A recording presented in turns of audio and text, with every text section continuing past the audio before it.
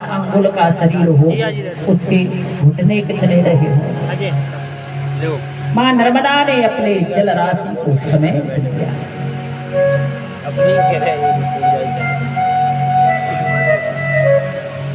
भगवान वामन ने माँ नर्मदा को नमन करते हुए माँ नर्मदा को पार किया, माँ नर्मदा का पूजन किया।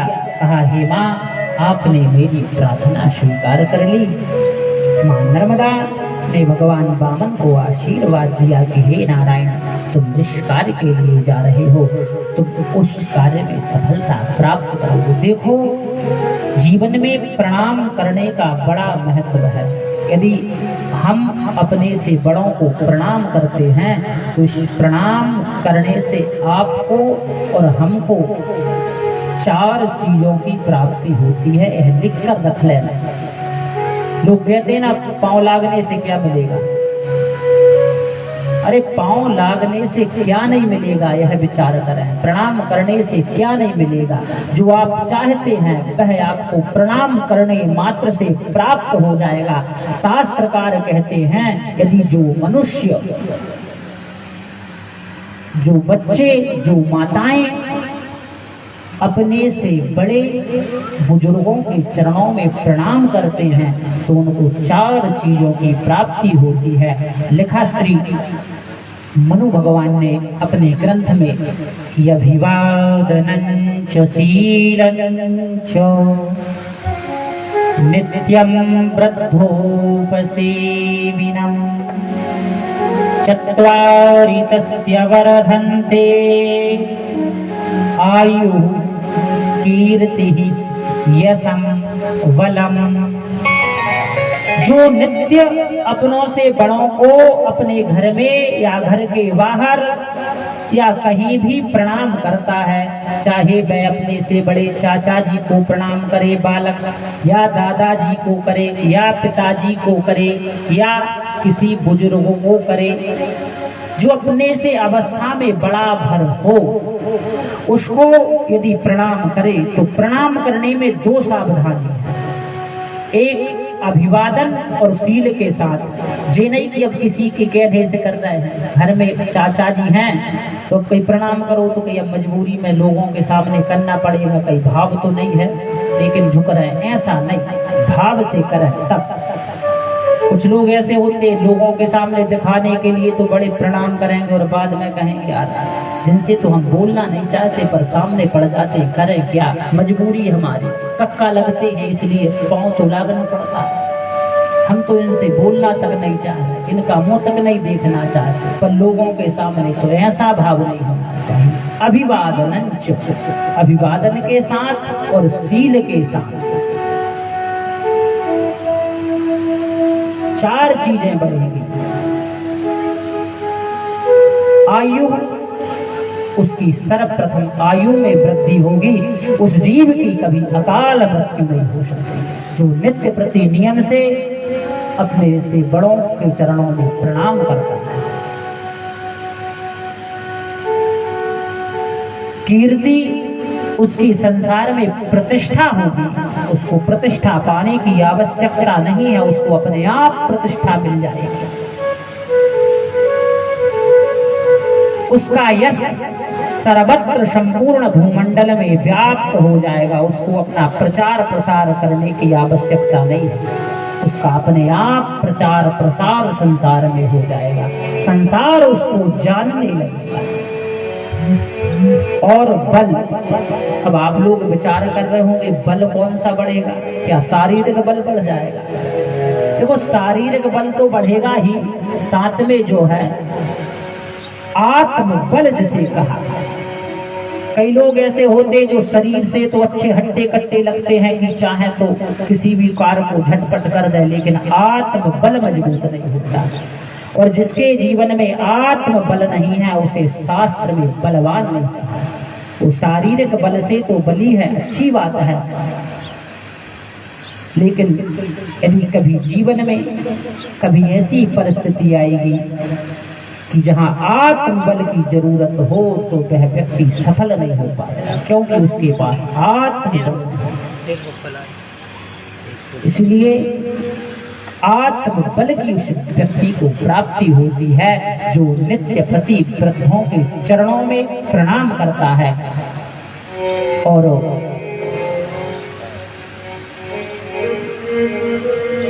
यह चार चीजें उसकी नित्य निरंतर बढ़ती रहती हैं। इसलिए वृद्धों के चरणों में प्रणाम करने की हमारी सनातन संस्कृति में यह परंपरा है। ऐसा नहीं कि पांव लागने से कुछ नहीं होता, बहुत कुछ होता है। पर यदि कोई प्रैक्टिकल करना चाहता है कि यह बात सत्य है या नहीं, तो आज से ही यह नियम बना ले। 6 महीने में उसके परिणाम आने शुरू हो जाए। अधिक समय तक रुकने की आवश्यकता नहीं है। 6 माह में परिणाम सामने आने लगे। नर्मदा मैया की। वामन भगवान ने मां नर्मदा को चरणों में प्रणाम किया। महाराज बलि की यज्ञशाला तक पहुंचे और यज्ञशाला में जब देखा बलि ने कि दूर से एक तेजस्वी ब्राह्मण आ रहा है। बलि जो है यज्ञ कर रहे थे, गुरुदेव से कहा, गुरुदेव कोई ब्राह्मण आ रहा है और उस ब्राह्मण के स्वागत में सत्कार में मुझे खड़ा होना चाहिए। आप आज्ञा करें, यज्ञ को कुछ समय के लिए विराम कर। गुरुदेव ने जब देखा एक तेजस्वी बालक, ब्राह्मण बालक चला आ रहा है, शुक्राचार्य जी ने भी जो है थोड़ा विश्राम दिया, यज्ञ के कार्य को बंद किया। देखो, यदि कोई संत, महापुरुष, कोई ब्राह्मण हमारे सदकर्म में आ रहा है तो हमारा कर्तव्य है कि 2 क्षण उसका स्वागत करना चाहिए।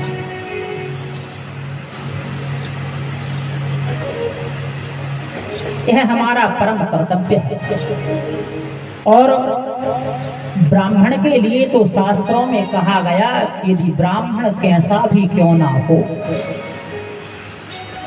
यदि शरीर मात्र से ब्राह्मण है तो क्षत्रिय आदि का परम कर्तव्य है का उस ब्राह्मण का सम्मान करना चाहिए। चाहे ब्राह्मण वैदिक ग्रंथावली का अवलोकन किया हो अथवा ना किया हो, वह वेद से पुष्ट हो अथवा ना हो, चाहे विद्वान हो या विद्वान ना हो, शास्त्रकार लिखते हैं, भगवान स्वयं अपने श्री मुख से कहते हैं, अविद्योगा सविद्योगा ब्राह्मणा मामिकी तनो प्रतिमा ते अधिकम पुण्यम ब्राह्मणस्य विपूजनम। भगवान ने कहा, ब्राह्मण के पूजन करने मात्र से प्रतिमा की पूजन करने से अधिक फल प्राप्त होता है।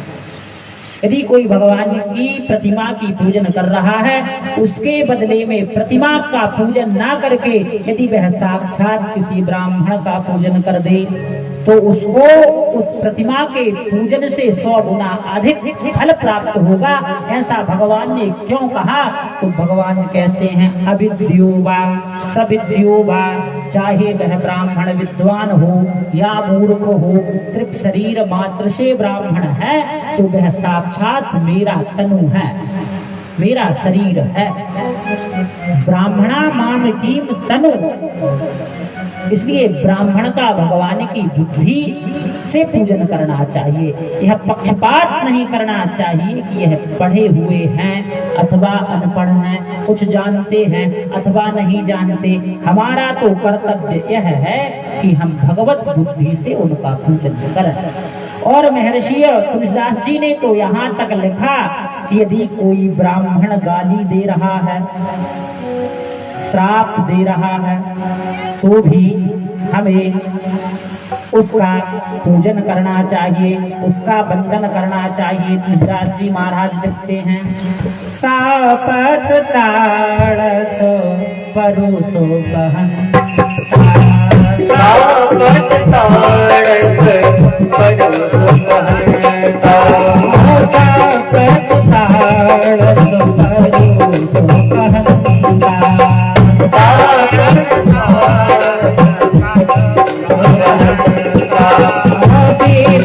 पूज्य असभा वही संता, पूज्य गाओ भाई संता हे प्रभु जो असगा वही संता हे प्रभु जय असगा भाई संता। ऐसा ब्राह्मण भी पूजनीय है जो चाहे परुष वचन कह रहा हो या श्राप दे रहा हो। वैसे तो ऐसे ब्राह्मण कम ही मिलेंगे, क्योंकि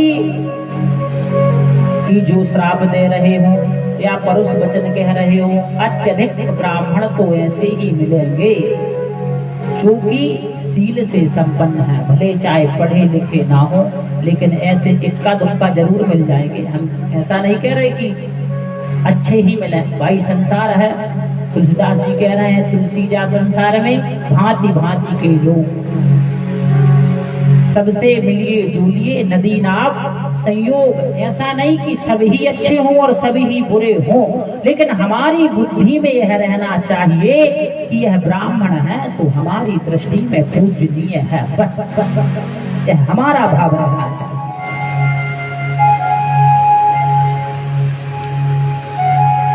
महाराज बलि की यज्ञशाला में वामन भगवान का पदार्पण हुआ और वामन भगवान को देखकर बलि अत्यधिक प्रसन्न हुए। जिस यज्ञशाला में साक्षात यज्ञेश आ जाएं,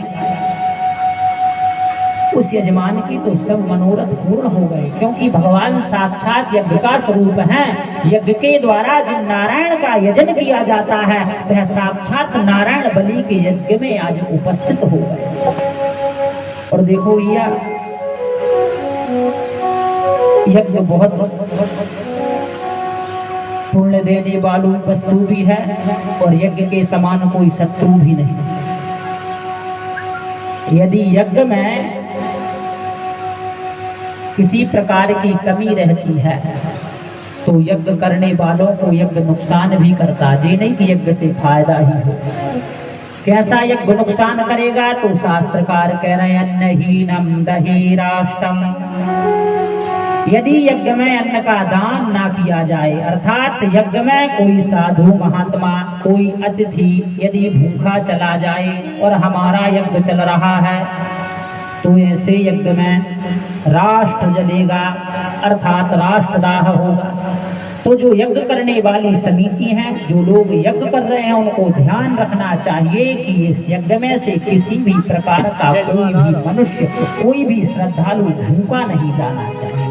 ऐसी यज्ञों में समितियां बनाना चाहिए कि भोजन की व्यवस्था देखने वाले अलग हों, उनको सिर्फ भोजन व्यवस्था ही सौंपी जाए और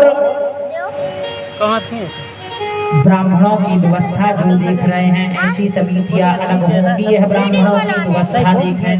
यज्ञशाला में घी, तिल, होम आदि की सामग्री की पूर्ति करना है तो उसके लिए अलग लोग नियुक्त रहें।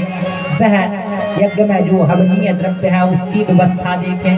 तो ऐसी समितियों का निर्माण करना चाहिए, तब यज्ञ करना चाहिए। तभी तो हमारे यहाँ लोग कहते हैं कि यज्ञ या तो कोई महात्मा करता है या कोई राजा करता है, साधारण मनुष्य की बस की बात नहीं यज्ञ करना। तो जिस यज्ञ में यदि अतिथि भूखे चले जाएं तो उस यज्ञ में आग लगे। अन्नहीनम दही राष्ट्रम मंत्रहीनम तरित्वजो।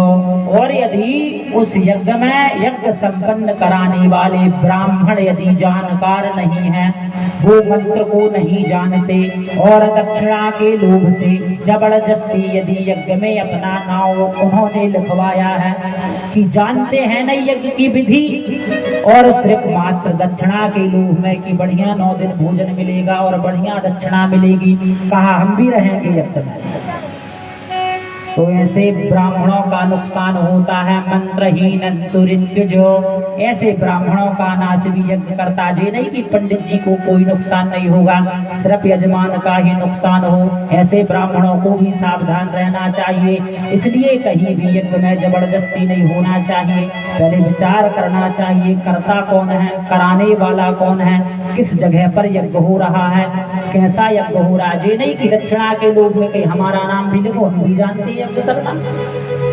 मंत्रहीनं तरित्वजो और दातारं दक्षिणाहीनम, यदि कोई यजमान उस यज्ञ में जो विधिवत दक्षिणा होनी चाहिए उसमें कंजूसी करता है कि चंदा इकट्ठा कर लिया, अब यज्ञ तो संपन्न हो गया, चंदा हो गया 5 लाख रुपए, 3 लाख रुपए में यज्ञ संपन्न, तो अब कोई 2 लाख रुपए अपन समिति वाले रख लेंगे, तो ऐसा भी नहीं होना चाहिए। दातारम दक्षिणाहीनों, ऐसे में वह यज्ञ कल्याणकारी ना होकर आपके लिए नुकसानदायक सिद्ध हो जाएगा। उसका ना इस लोक में सुख मिलेगा ना परलोक में सुख मिलेगा, तो इससे भी बचना चाहिए। नास्ति यज्ञ समम रिपु, इसलिए कहा यज्ञ के समान कोई शत्रु नहीं है। और यदि यज्ञ व्यवस्थित रूप से संपन्न किया जाए, जैसे यज्ञ की विधि है उस विधि से संपन्न किया जाए, तो यज्ञ का फल क्या होता है? तो शास्त्रकार लिखते हैं, अन्नात् भवति भूतानि परजन्यात् तन्न संभवा, यज्ञात् भवति परजन्यः यज्ञ कर्म समुद्भवः। बोले यज्ञ से वर्षा की उत्पत्ति होती है, बारिश जो है यज्ञ के द्वारा होगी, और बारिश अधिक होगी तो अन्न अधिक होगा, और अन्न अधिक होगी तो प्रजा को सुख मिलेगा। अन्न से तो हम सब लोग खेती करने वाले यहाँ पर बैठे हुए, अधिकतर सब कृषि से ही लगे हुए लोग हैं, तो अच्छी वर्षा होगी तभी तो अन्न अच्छा होगा। तो अच्छी वर्षा किससे होती? बोले यज्ञ से होती। यज्ञात् भवति पर्जन्यः, यज्ञ करने से अच्छी वर्षा होती। एक व्यक्ति ने एक बार प्रश्न किया, गुरुजी आप कह रहे हैं कि यज्ञ करने से अच्छी वर्षा होती है, तो अभी तो कम यज्ञ हो रहे हैं और वर्षा अच्छी हो रही। हमने कहा भैया पूर्व काल में ऋषि मुनियों ने जो यज्ञ किया है उसका संचित कर्म आज तक चल रहा है, और जिस दिन यज्ञ होना इस धरती से बंद हो जाएंगे उस दिन तुम देख लेना इस धराधाम पर अकाल पड़ने शुरू हो जाएंगे। तो यज्ञ से अन्न की उत्पत्ति होती है, और अन्न से जो है प्रजा को सुख प्राप्त होता है, प्रजा सुखी होती है। इसलिए विधिवत यज्ञ संपन्न होना चाहिए, लेकिन होते हुए यज्ञों में किसी प्रकार की जो है निजी स्वार्थ की भावना को लेकर यज्ञ संपन्न नहीं करना चाहिए। परोपकार की भावना को लेकर, लोक कल्याण को देखकर, संसार का हित हृदय में धारण करके यज्ञ करना चाहिए। ऐसे यज्ञ के करने से अनंत फल की प्राप्ति होती। महाराज बलि ने भगवान नारायण का स्वागत किया, आसन पर बिठाकर उनके चरणों को धुलाया है, पाद्य अर्घ से पूजन की है, अपनी पत्नी समेत भगवान के चरणोदक को लिया है और अपने आप को पवित्र किया। फिर भगवान से प्रार्थना की कि हे ब्राह्मण देवता, आपका मेरी यज्ञशाला में आगमन हुआ, मैं कृतार्थ हो गया। आप आपकी इच्छा बताएं, आप इतनी तपती हुई धूप में नंगे पैर किस कामना से मेरे यज्ञ में आए? यदि आपको विवाह की इच्छा हो तो किसी ब्राह्मण की पुत्री से अभी आपका विवाह करा दो। आपको धन की आवश्यकता हो तो जितना धन आपको चाहिए उतना धन मेरे कोष से आप ले ले। आपको गाय की इच्छा हो, स्वर्ण की इच्छा हो, आपकी जो कामना हो आप बताएं। भगवान नारायण ने हाथ जोड़कर कहा, बलि यदि मुझे कुछ देना चाहते हो तो मुझे 3 पद भूमि दान में दो। अब भगवान नारायण की यह बात जब लोगों ने सुनी तो सारे ब्राह्मण और महाराज बलि को हंसी आई। बोले ब्राह्मण देवता 3 पद बलि चाहे, 3 पद भूमि चाहते हैं बस। भगवान वामन ने कहा, सुनो एक बात और, 3 पद नापेंगे भी अपने ही पैर से, ये नहीं कि तुम्हारे पैर से नापे। अब तो सभी लोग और हंसने लगे कि एक तो इनके इतने इतने से चरण हैं, ब्राह्मण देवता 3 पैर में तो तुम्हारी आसन नहीं बनेगी, 3 पैर भूमि लेकर करोगे क्या? आप तो 3 दीप मांग सकते हैं, 3 गांव मांग सकते हैं। बलि ने कहा, पंडित जी संकोच मत करें, आप ऐसे राजा के पास आए हैं जिसका इस संपूर्ण भूमंडल पर यहाँ तक कि स्वर्ग तक इसका साम्राज्य। भगवान वामन ने कहा, बलि जीवन में संतुष्टि का होना अत्यधिक आवश्यक है। जिसके जीवन में संतुष्टि नहीं है, उस व्यक्ति को 3 दीप या 3 लोक मिल जाएं तब भी उसकी कामना पूर्ण होने वाली नहीं है। जिसके जीवन में संतोष आ गया, कि गज धन, गौधन, भूमि धन और धन सकल जहान, कि जब आवे संतोष धन तो सब धन धूल समान। चाहे गज धन हो या गौधन हो या हीरे मोती कोई भी धन हो, जब तक संतोष रूपी धन इस हृदय में नहीं आता तब तक ही लालसा लगी रहती है। और जिस दिन संतोष रूपी धन इस जीव के हृदय में आ गया, उस दिन फिर किसी धन की कामना नहीं रहती। और संतुष्टि को जो है 8वीं भक्ति बताया गया कि जिसके जीवन में संतुष्टि है तो समझ लेना उसके जीवन में 8वीं भक्ति काम कर रही। लिखा श्री तुलसीदास जी महाराज ने, 8 जथा लाभ संतोष,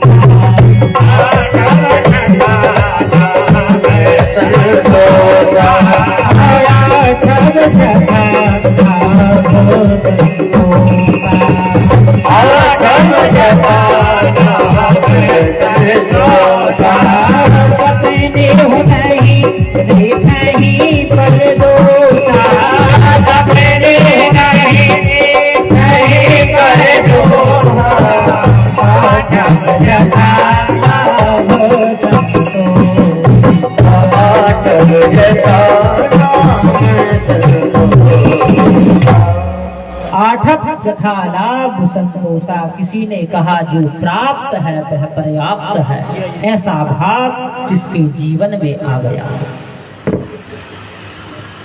देखो, प्रयास करना चाहिए लेकिन दूसरे का हक नहीं छीनना चाहिए। प्रयास करें कि अधिक प्राप्त हो, संतुष्टि मन में रहे, लेकिन ऐसा भाव ना रहे कि इतना मिला है इसका छीन लिया, इसका हक उसका हक, ऐसा नहीं होना चाहिए। किसी का हक छीन कर यदि धनवान बनोगे तो वह धन सुख देने वाला नहीं है। उस धन से ना संतुष्टि मिलने वाली, ना सुख मिलने वाला, ना सौभाग्य मिलने वाला। उस धन से तो जब मिलेगा तब दुख ही मिलेगा। इसलिए भगवान ने जितना दिया है, जो हमारे पास है, उसी में संतुष्ट रहते हुए नित्य और प्राप्त करने के लिए मेहनत करें,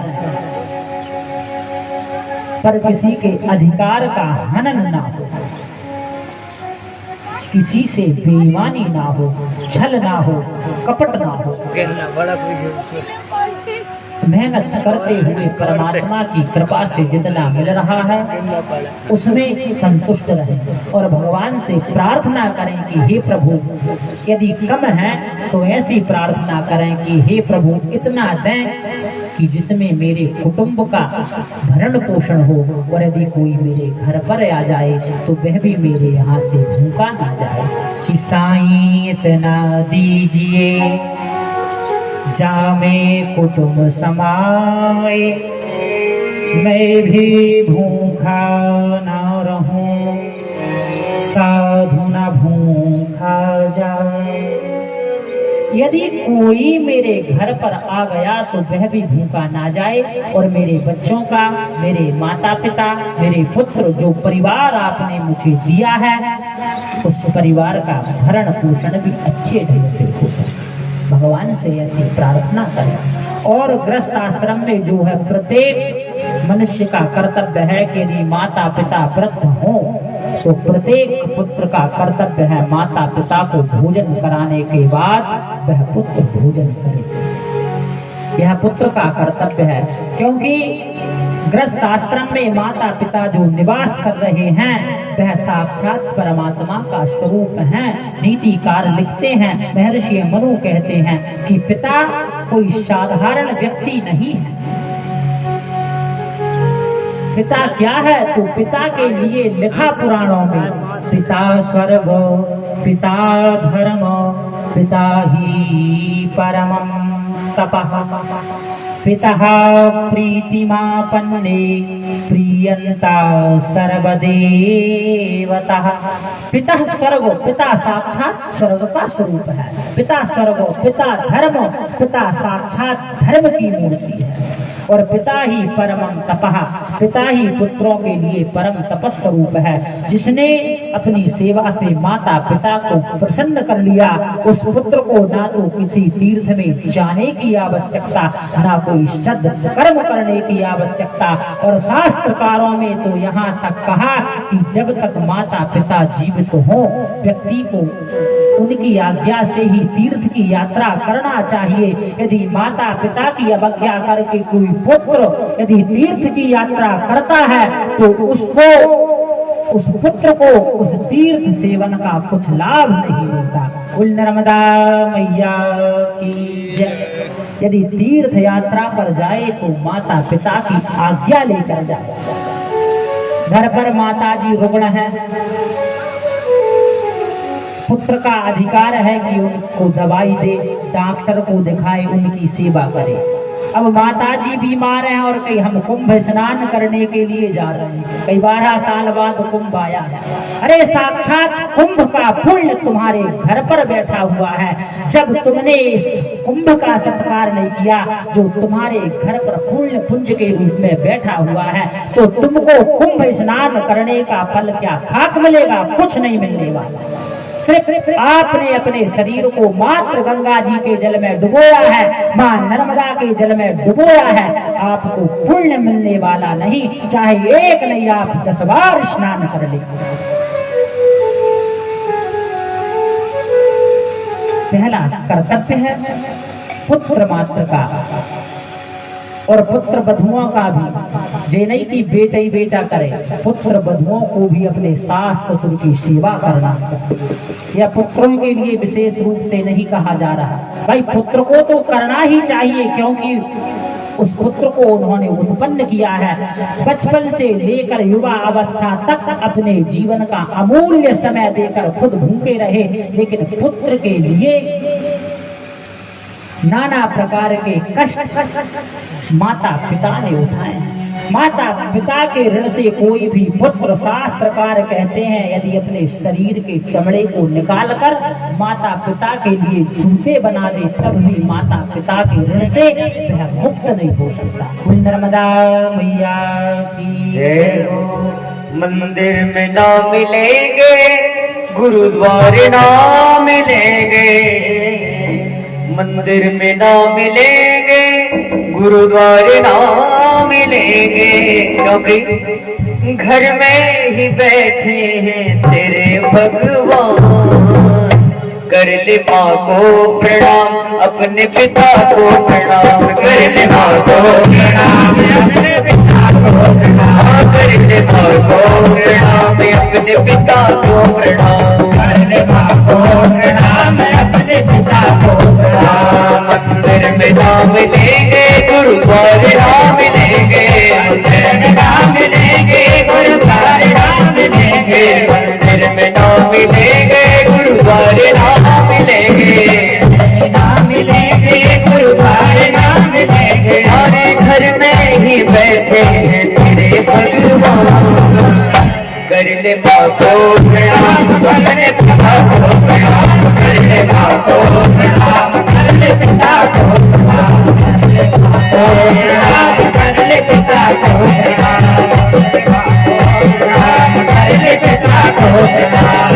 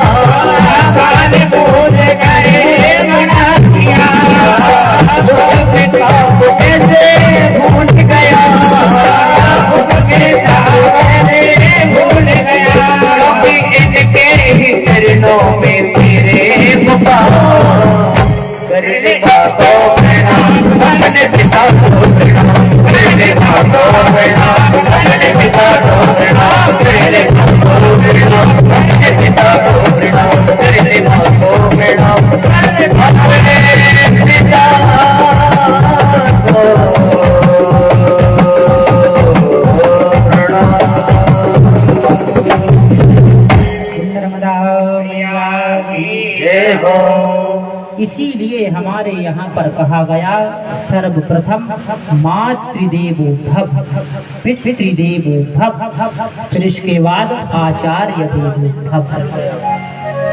यह परंपरा हमारी सनातन संस्कृति में है। सर्वप्रथम माता को देव के रूप में प्रतिष्ठित किया, दूसरे नंबर पर पिताजी को देवताओं के रूप में प्रतिष्ठित किया और तीसरे नंबर पर गुरुदेव भगवान को देवताओं के रूप में प्रतिष्ठित किया। तो प्रत्येक पुत्र का कर्तव्य है कि घर पर यदि वृद्ध माता पिता हैं, पूज्य आचार्य श्री अरविंद जी शास्त्री का पदार्पण हुआ। ब्राह्मण देवताओं की बड़ी कृपा है इस दिन पर। प्रत्येक दिन कोई ना कोई ब्राह्मण देवता कृपा कर रहे हैं और हमारे यजमान श्री महेश भैया का बड़ा भाव है। मां नर्मदा की ऐसी करुणा कृपा उन पर बरस रही है कि प्रत्येक दिन कोई ना कोई ब्राह्मण देवता इस ज्ञान यज्ञ में सम्मिलित होता है। ब्राह्मणों की महिमा का आप श्रवण कर चुके हैं। ब्राह्मणों का पदार्पण होना ही कार्यक्रम का, ऐसे यज्ञों का, पुराणों का जो है संपन्न माना जाता है, परिपूर्ण माना जाता है। ब्राह्मणों के पदार्पण होने मात्र से जो है कार्य की सिद्धि हो जाती है। नर्मदा मैया की जय। तो पुत्र वधुओं का भी परम कर्तव्य है अपने सास ससुर की सेवा करें और इतना ही करने मात्र से उनको संपूर्ण तीर्थों के दर्शन का, भ्रमण का लाभ प्राप्त होगा एवं उस परम पद की प्राप्ति हो जाएगी जिसके लिए बड़े बड़े योगी मुनि जंगलों में रहकर तप करते हैं, भजन करते हैं, पूजन करते हैं। भगवान नारायण ने, बामन ने बलि से 3 पद भूमि की याचना की। शुक्राचार्य जी जान गए यह साक्षात नारायण है। कहा बलि इनको दान मत दो, नहीं तो यह 3 पैर से पूरी पृथ्वी और पूरे स्वर्ग तक को नाप देंगे। यह साधारण ब्राह्मण का बच्चा नहीं है, यह दिखने में जरूर बामन अंगुल का लग रहा है, अपने 3 पैर से पूरे भूमंडल सहित आकाश को नाप देगा। बलि ने कहा गुरुदेव यदि साक्षात यज्ञेश ही ऐसे यज्ञ में यदि उपस्थित हुए हैं तो मैं अब इनको दान करूंगा, क्योंकि बलि किसी से नहीं डरता। सिर्फ बलि यदि डरता है तो ब्राह्मण की अवज्ञा से डरता। और महाराज बलि ने एक बहुत बड़ी बात वहां पर कही जो समस्त क्षत्रिय समुदाय के लिए और प्रत्येक व्यक्ति के लिए हृदय में धारण करने योग्य है। महाराज बलि अपने गुरुदेव शुक्राचार्य से कह रहे हैं, ना हम विसंके सुरराज वज्रा न त्र्यक्ष शूलान न यमस्य दंडा नाग्न्यर्क सौमा नीलविद्यपास्त्रे संघे भ्रसम ब्रह्म कुलावमाना। बोले गुरुदेव ना हम विसंके सुरराज वज्रान, मैं इंद्र के वज्र से कभी भयभीत नहीं हुआ और ना कभी भयभीत होता। ना त्र्यक्ष शूलान, भगवान महाकाल के त्रिशूल से भी मुझे कभी भय नहीं हुआ और ना होने वाला। शुक्राचार्य जी ने कहा तुमसे यह पूछ कौन रहा है कि तुम कहाँ डराए कहाँ नहीं डरा। बोले गुरुदेव मैं आपको बता रहा हूं, आप जो ब्राह्मण को दान देने से मुझे रोक रहे, इसलिए न यमस्य दंडात, ना मैं कभी यम के पास से मुझे भय हुआ। मैं सिर्फ डरता हूं तो सिर्फ इस बात से डरता हूं कि मेरे जीवन काल में, मेरे संपूर्ण जीवन में इस मन, वाणी और शरीर से किसी ब्राह्मण की अवज्ञा ना हो, किसी ब्राह्मण का अपमान ना हो।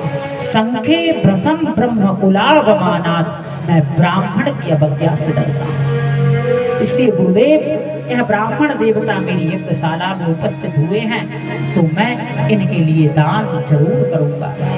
और अपनी पत्नी रत्नावली के साथ बलि ने उसी यज्ञशाला में संकल्प लिया, वामनाय त्रिपत्राणम भूमि महम करिष्ये, मैं इन वामन को 3 पद भूमि देता हूँ। इस प्रकार का संकल्प लेकर चल छोड़ा और भगवान ने जो है अपने शरीर को बढ़ाया है और 3 पैर से इस संपूर्ण भूमंडल को 2 ही पैर में नाप दिया। तीसरा पैर जब बढ़ाया तो कहा, बलि, जो तुमने मुझे दान में दिया था, जहाँ तक तुम्हारा राज्य था वह सारी संपत्ति मैं नाप चुका हूँ। अब तुम नरक में जाओगे, क्योंकि 3 पद देने की तुमने प्रतिज्ञा की थी और 2 ही पैर में सब नप। बलि ने कहा, प्रभु एक बात बताएं कि धन बड़ा होता है या धनी बड़ा होता है? भगवान ने कहा, धनी बड़ा होता है। बलि ने कहा, प्रभु आपने मेरे द्वारा दान की हुई संपत्ति को नाप लिया है, लेकिन यह शरीर भी संपत्ति के अंतर्गत आता है। आप अपना तीसरा पैर जो है मेरे सिर पर रखें और अपने आप को लेकर मेरी प्रतिज्ञा को पूर्ण करें। और भगवान ने जब इस प्रकार बलि ने भगवान से कहा, आकाश से पुष्प वृष्टि होने लगी, देवताओं ने नगाड़े बजा दिए। धन्य हो महाराज बलि, भगवान नारायण को आज तुमने भगवान नारायण के उस पद को प्राप्त कर लिया जिस पद को प्राप्त करने के लिए ब्रह्मा जी भगवान शिव तक लायक रहते हैं। भगवान ने अपना चरण कमल और बलि के सिर पर रखा और आशीर्वाद दिया, बलि तुम्हारा यज्ञ संपन्न हो गया। यदि संसार यह कहे कि तुम्हारा यज्ञ पूर्ण नहीं हुआ तो मैं साक्षात यज्ञेश आज यह घोषणा करता हूँ इस यज्ञशाला में कि तुम्हारा यज्ञ संपन्न हुआ और आगामी मनवंतर में मेरे आशीर्वाद से तुम अगले इंद्र बना हो जाओगे। और भगवान ने बलि को जो है अगले मनवंतर में यज्ञ इंद्र बनाने के लिए अभी से नियुक्त कर दिया। वर्तमान में पुरंदर नाम के इंद्र जो है इंद्र आसन पर विराजमान है और आगामी मनवंतर में जो है महाराज बलि अब इंद्र बनेंगे। इंद्र एक पद है, जिस प्रकार प्रधानमंत्री का पद होता है, मुख्यमंत्री का पद होता है, उसी प्रकार इंद्र एक पद है। एक विशिष्ट समय के लिए इंद्र नियुक्त किए जाते हैं और जब इनका कार्यकाल पूर्ण हो जाता है तो इनको पद से हटा दिए जाते हैं। दूसरा व्यक्ति जो उस योग्य होता है उसे उस पद पर बिठा दिया जाता है। एक ब्रह्मा जी के दिन में 14 इंद्र व्यतीत हो जाते हैं। वर्तमान में 6 इंद्र व्यतीत हो चुके हैं। यह 7वें इंद्र अपने पद पर विराजमान होकर अपने कार्यकाल को संभाल रहे हैं। इसके बाद 8वें जो है महाराज बलि नए इंद्र बनेंगे। इसके बाद और भी इंद्र जो बनेंगे उनका नाम एवं विवरण शास्त्रों में प्राप्त होता है और अपने अपने कार्यकाल को भोगकर सब भगवत कृपा से भगवान की भक्ति में संलग्न रहते हैं। शुक्राचार्य जी से भगवान ने कहा, यह यज्ञ तो पूर्ण हो गया है मेरी दृष्टि से, लेकिन यदि आपकी कुछ कर्मकांड की क्रिया में यदि कमी रही हो तो आप उस कर्मकांड की क्रिया को संपन्न करके इस यज्ञ को पूर्ण करें। भगवान ने कहा, हे नारायण, यह कर्मकांड जितना भी है आपके नाम से ही प्रारंभ होता है। जब कोई व्यक्ति पूजन करता है तो ब्राह्मण आचमन इत्यादि कराते हैं। नारायणाय नमः, माधवाय नमः, केशवाय नमः। तो कर्मकांड भगवान के नाम से ही शुरू है।